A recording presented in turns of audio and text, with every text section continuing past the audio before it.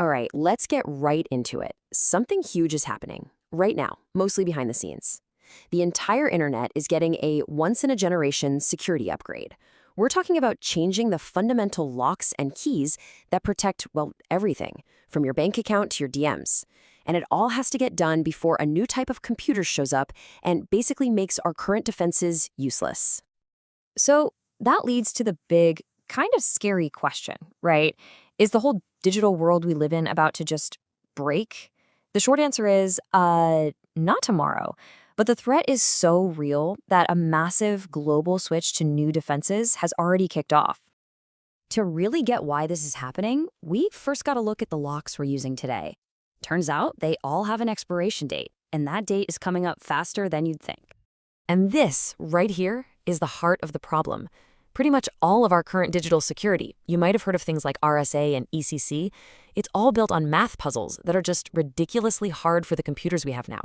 Think of it like this. It's super easy to multiply two giant prime numbers together, but it's almost impossible to take that result and figure out which two primes you started with. Well, impossible for a normal computer. For a quantum computer, that impossible puzzle, it's trivial.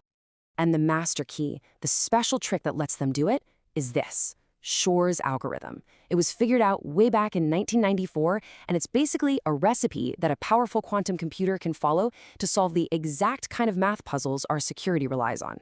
With this algorithm, the locks we've used for decades just pop open.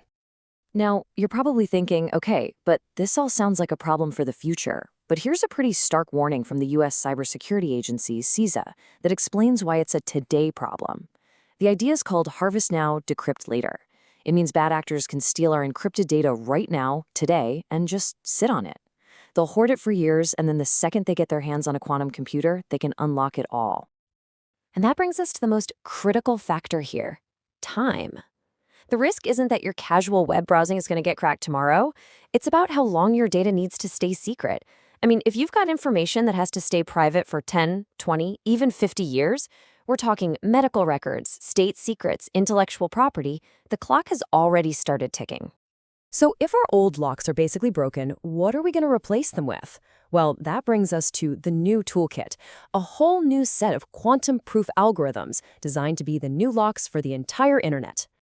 The U.S. standards body, NIST, has been leading this huge global competition to come up with new math puzzles that even quantum computers can't crack. And in August 2024, they finalized the first batch. First up is ML-KEM, or Kyber. That's for the initial secure handshake online. Then there's ML-DSA, or dilithium, which handles digital signatures, proving you are who you say you are. And finally, SLH-DSA, or Sphinx Plus. Think of it as the super reliable backup that uses totally different math just to be safe. You know, a really good way to think about this is like upgrading the locks on your house. Kyber and dilithium, those are your new, slick, efficient locks for the front door that you use every day. Sphinx Plus is like that giant, heavy, old-school safe lock in the basement. It's slower, a bit clunky, but it's built on a completely different time-tested mechanism, which makes it a fantastic backup. And we're even adding other brands of locks, just so we don't put all our security eggs in one mathematical basket. Okay, so we've got the new locks. Fantastic. But how in the world do you go about changing every single lock on the internet all at once? Well, you don't. You do it with a very careful, decade-long roadmap. And this isn't just some friendly suggestion. Governments are setting hard deadlines. Just look at this timeline. The process is already underway. It started with just taking inventory. By 2030, really sensitive systems have to be off the old crypto. And by 2035, the goal is for the entire transition to be done. This is a massive, coordinated, global effort. So that's the high-level plan. But what does this actually look like in the real world? I mean, how is the web that you and I use every single day actually changing? Okay, this might be the most surprising part of the whole story. This post-quantum crypto stuff, it's not some far-off theory. It's already shipping. Your Chrome browser has probably already used a hybrid connection where it runs the old crypto and the new crypto side by side, just to be safe.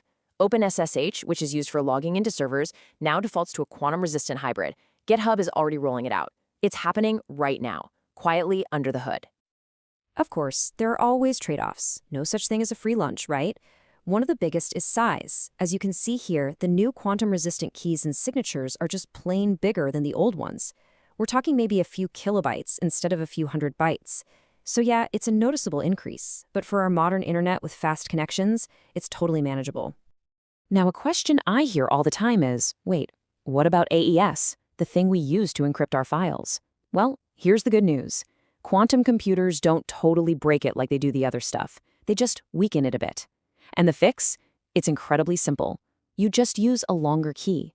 Switching from AES 128 to AES 256 is pretty much all it takes to keep it secure for the foreseeable future. So, for any company or organization watching this, what's the game plan? How do you actually do this? Well, governments have laid out a really clear, actionable blueprint for making this transition happen smoothly. The official plan really boils down to this logical flow.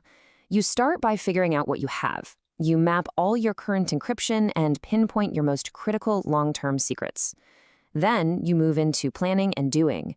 You push your vendors for their upgrade plans, you test out those hybrid belt and suspender systems, and you get your infrastructure ready. The big goal at the end is to become crypto agile, which just means making sure the next upgrade won't be this hard. All right, let's quickly tackle a couple of common misconceptions that are floating around. The first one, and honestly the most dangerous one, is this idea that we can just wait and see. The reality?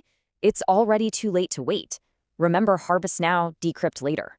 Every single day we wait is another day an adversary could be grabbing our encrypted data, just waiting for the key to unlock it all down the road. This whole migration is a decade-long project, which means the time to start planning was, frankly, yesterday. Okay, the second big misconception gets into some confusing jargon. You might have heard about something called quantum key distribution, or QKD, which involves all this specialized, expensive hardware.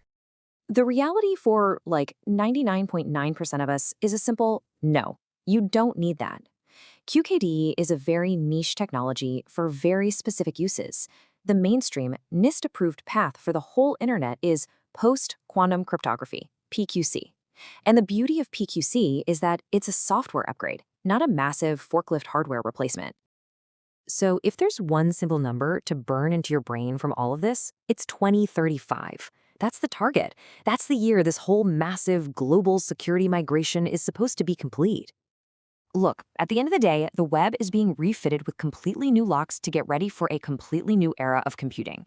This change is going to affect everything, but if everyone does their job right, you probably won't even notice it happened. So the final question is pretty simple. Is your digital life ready for the upgrade?